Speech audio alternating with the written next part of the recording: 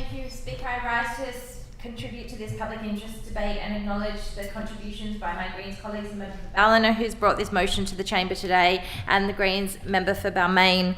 Electrification is the future. By now we all know the harmful effects of gas on the environment and on human health. It is baffling that in 2023, in spite of this knowledge, we have still not moved beyond relying on this toxic fuel, and including in this place where we should all be aware of making sure that everyone's home should be safe and healthy. I echo my Greens colleagues' concerns and disappointment that the New South Wales Labor government, for all its talk about acting on climate, is still refusing to implement on a ban on gas connections for new homes. But thankfully, where this government is failing to show leadership in the movement away from coal and gas toward an electric future, our communities are stepping up.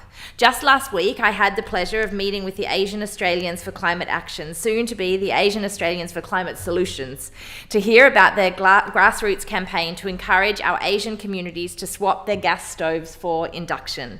My colleagues who come from an Asian background will understand that the gas hob is an important cultural item for many of us. Those of us who grew up knowing the clang of the wok, the click of the ignition, and the sizzling hot oil meant that a delicious meal was on its way to come soon.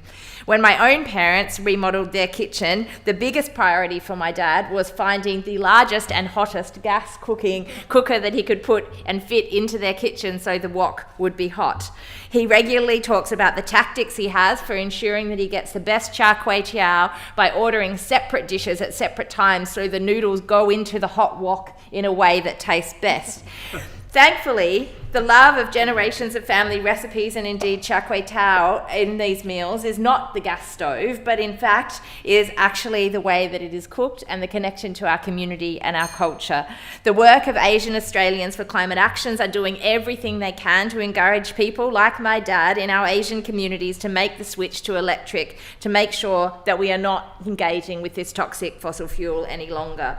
It's an important reminder that as a culture is a living and growing things, and we evolve with the times, and I encourage everybody to check out the TikTok video that they have made making a delicious char kway teow on an induction stove.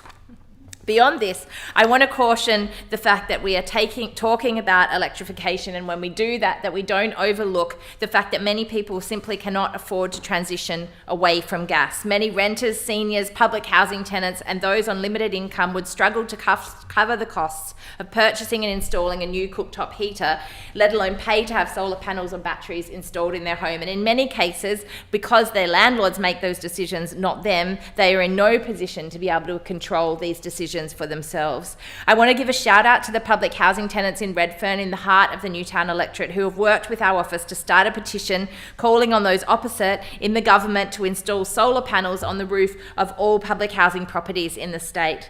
A publicly owned wind farm would help propel us toward a cleaner, greener electric future, as would government subsidies to ensure that we help low and middle income households transition away from gas. The Greens hope to see both of these things on the horizon soon, and I will keep pushing them on the agenda. I know that the member for Heffron and Minister has moved an amendment in this chamber, and the Greens seek to amend his amendment with the following amendment.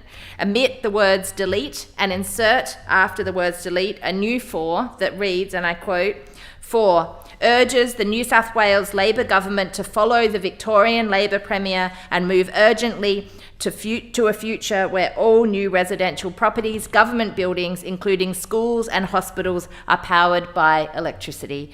The Greens believe that it is not okay for this New South Wales Labor government to not stand strong, follow the lead of the Victorian Premier and Victorian government, and start moving urgently toward transition away from gas. We are talking about new builds here. We believe that we absolutely need to get the entirety of New South Wales off coal and gas, but this motion is specifically in relation to new builds, and it is clear that the New South Wales Labor government does not understand the urgency with which we need to take this climate crisis seriously if we can't even be in this chamber at this time moving towards a situation where we would see all new residential properties, government buildings, including schools and hospitals that are new, powered by electricity into our future.